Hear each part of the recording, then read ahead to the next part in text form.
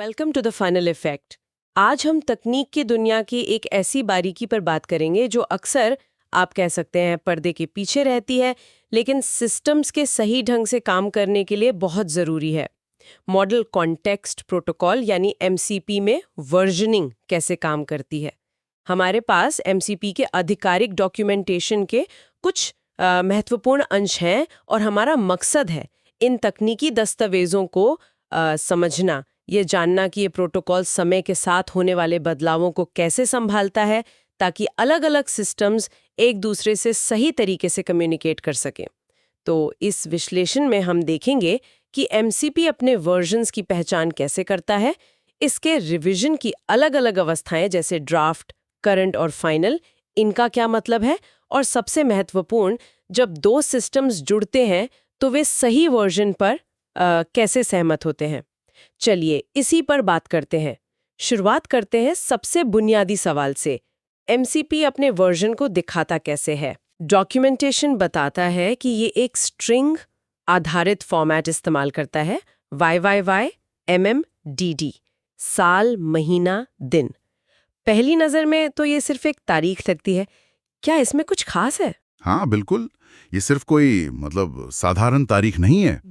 ये एक बहुत सोच समझकर चुना गया फॉर्मेट है। ये तारीख उस आखिरी दिन को चिन्हित करती है जब प्रोटोकॉल में कोई बैकवर्ड्स इनकम्पैटिबल बदलाव किया गया था। बैकवर्ड्स इनकम्पैटिबल बदलाव, इसका मतलब क्या हुआ, थोड़ा समझाएंगे? जी हाँ, इसका मतलब है ऐसे बदलाव जिनसे प्रोटोकॉल का व्यवहार इस तरह बदल जाए कि पुराने सिस्टम्स जो इस बदलाव से पहले बने थे वो नए सिस्टम्स के साथ या तो ठीक से काम नहीं कर पाएंगे या उनके काम करने का तरीका बदल जाएगा। आसान शब्दों में कहें तो ये एक ब्रेकिंग चेंज है। हाँ। मतलब ऐसा बदलाव जो कंपैटिबिलिटी को तोड़ सकता है। तो ये तारीख एक तरह से एक सीमा रेखा है। अच्छा, तो मतलब हर बार जब कोई ऐसा बड़ा बदलाव आता है जो पुराने सिस्टम्स के साथ तालमेल बिगाड़ सकता है, तो ये तारीख बदल जाती है, अपडेट हो जाती है। बिल्कुल बिल्कुल, ये डेवलपर्स के लिए एक बहुत ही स्पष्ट संकेत है। अगर वे अपने सिस्टम को किसी नए वर्जन पे अपडेट कर रहे हैं जिसकी तारीख अलग है, तो उन्हें पता चल जाता है कि प्रोटोकॉल में कुछ ऐसा बदला है जिसके लिए उन्हें अपने कोड को शायद जांचना या बदलना पड़े ताकि कंपैटिबिलिटी बनी रहे। लेकिन यहाँ एक और दिलचस्प पहलू सामने आता है।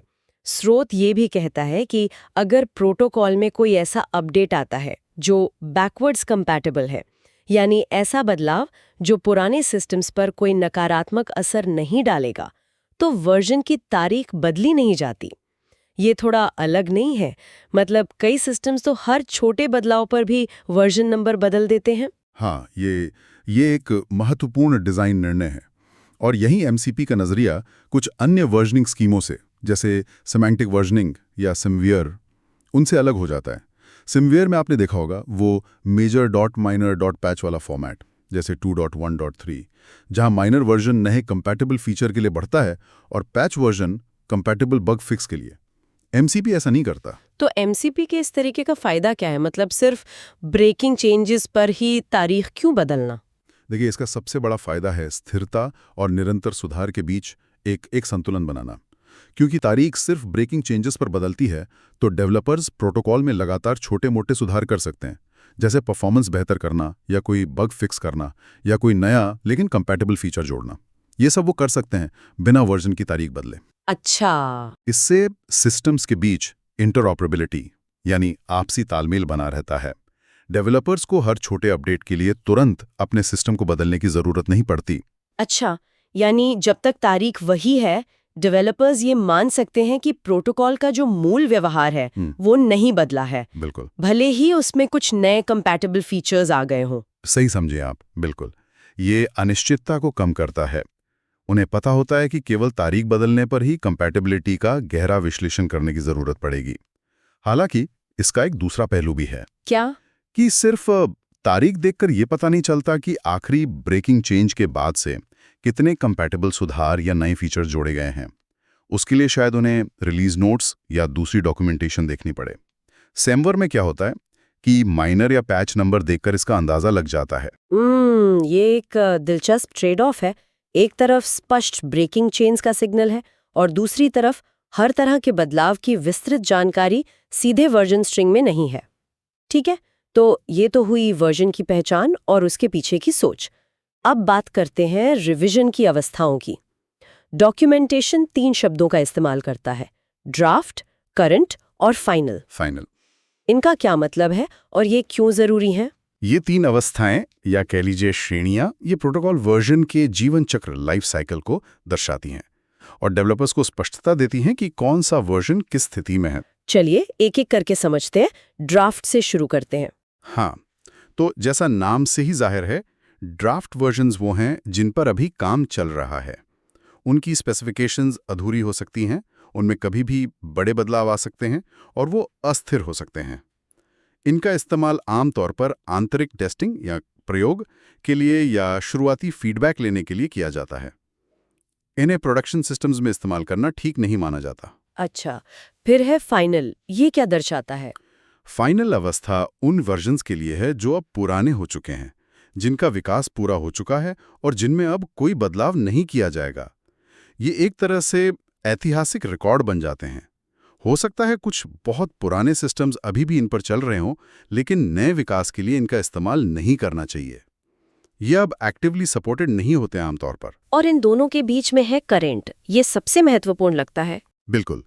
करंट वर्जन वो है जिसे आधिकारिक तौर पर इस्तेमाल के लिए सुझाया गया है, रिकमेंडेड फॉर यूज। ये स्टेबल माना जाता है और इसे एक्टिवली मेंटेन और सपोर्ट किया जाता है।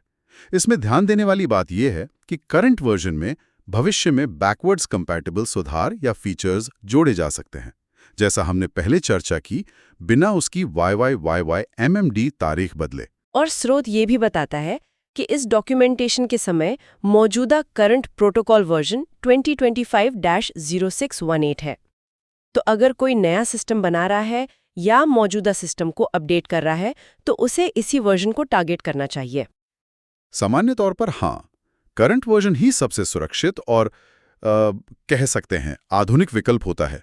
ये तीनों अवस्थाएं, ड्राफ्ट, करंट, फाइनल, ये डेवलपर्स और सिस्टम एडमिनिस्ट्रेटर्स को सही निर्णय लेने में मदद करती हैं।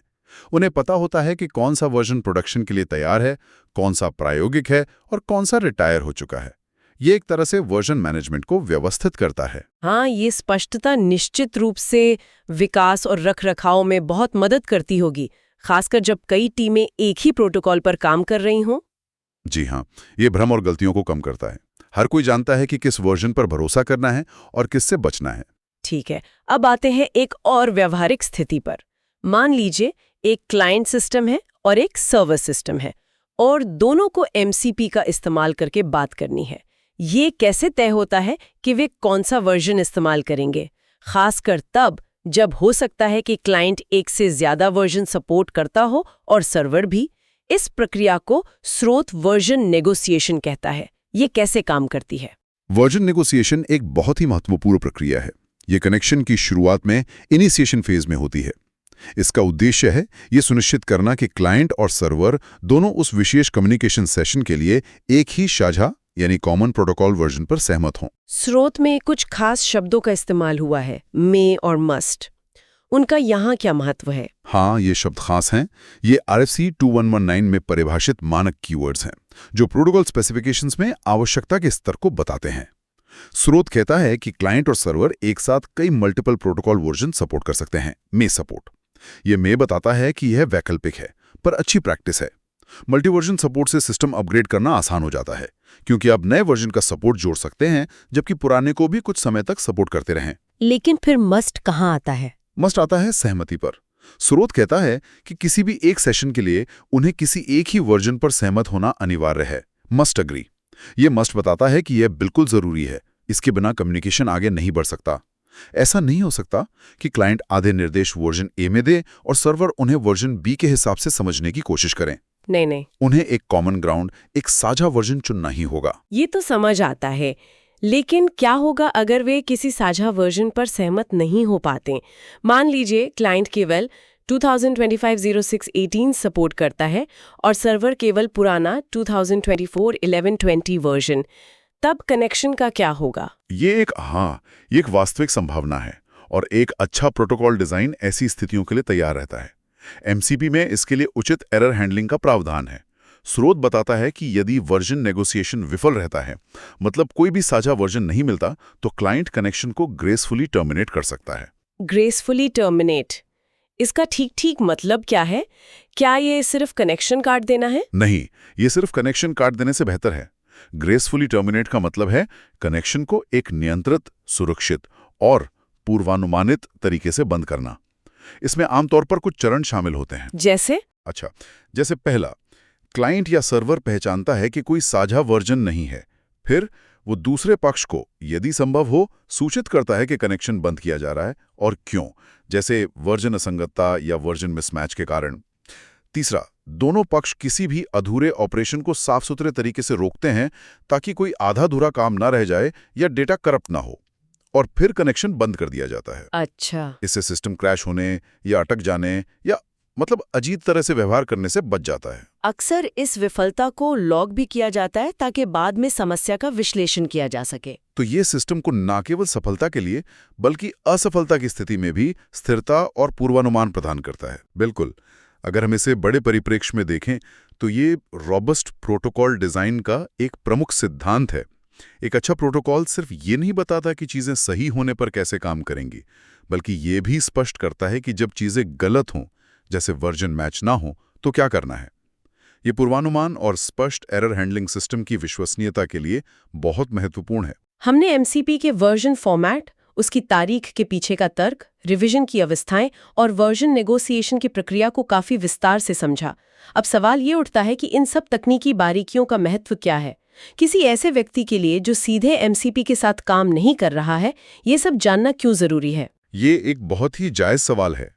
देखिए, एमसीपी अपने आप में एक विशिष्ट प्रोटोकॉल हो सकता है, लेकिन जिस तरह से ये वर्जनिंग को संभालता है, वो हमें टेक्नोलॉजी, खासकर सॉफ्टवेयर और नेटवर्क सिस्टम्स के विकास और रखरखाव के बारे में कुछ बुनियादी और महत्वपूर्ण बातें सिखाता है। जैसे कि क्या बात है? पहला, यह दर्शाता है कि टेक्नोलॉजी स्थिर नहीं है, ये लगातार बदलती है। नई जरूरतें आती हैं, बेहतर तरीके खोजे जाते हैं, सुरक्षा की कमियों को दूर किया जाता है। वर्जनिंग सिस्टम जैसे एमसीपी का तरीका दिखाता है कि इस निरंतर बदलाव को कैसे प्रबंधित, मैनेज किया जाए ताकि सिस्टम्स टूटे नहीं बल्कि विकसित होते रहें। ये बदलाव के लिए योजना, प्लानिंग फॉर चेंज का एक व्यावहारिक उदाहरण है। और दूसरा महत्वपूर्ण सिद्धांत है इंटरऑपरेबिलिटी, यानी अलग-अलग सिस्टम्स की एक दूसरे के साथ काम करने की क्षमता। एमसीपी का बैकवर्ड्स कंपैटिबिलिटी पर जोर और स्पष्ट नेगोशिएशन प्रक्रिया ये सुनिश्चित करने की कोशिश करती हैं कि अलग-अलग समय पर बने या अपडेट हुए सिस्टम्स भी एक साझा भाषा या प्रोटोकॉल वर्जन ढूंढ सकें और एक दूसरे से बात कर सकें। सही। सोचिए, अगर हर छोटे अपडेट के बाद आपका फोन आपके वाईफाई राउटर से बात करना बंद कर दे, ये वही अराजकता है जिसे इस तरह के सिस्टम्स रोकने की कोशिश करते हैं। बिल्कुल। और तीसरा सिद्धांत शायद स्पष्टता से जुड़ा है, जैसा आपने रिवीजन स्टेट्स के बारे में बताया था, ड्राफ्ट, करंट, फाइनल। हाँ, बिल्कुल। ये डेवलपर्स, टेस्टर्स और सिस्टम एडमिनिस्ट्रेटर्स के बीच कम्युनिकेशन को साफ और प्रभावी बनाता है। हर किसी को पता होता है कि किस वर्जन का क्या मतलब है, कौन सा इस्तेमाल के लिए सुरक्षित है और कौन सा नहीं। ये गलतफहमियों और महंगी गलतियों से बचाता है।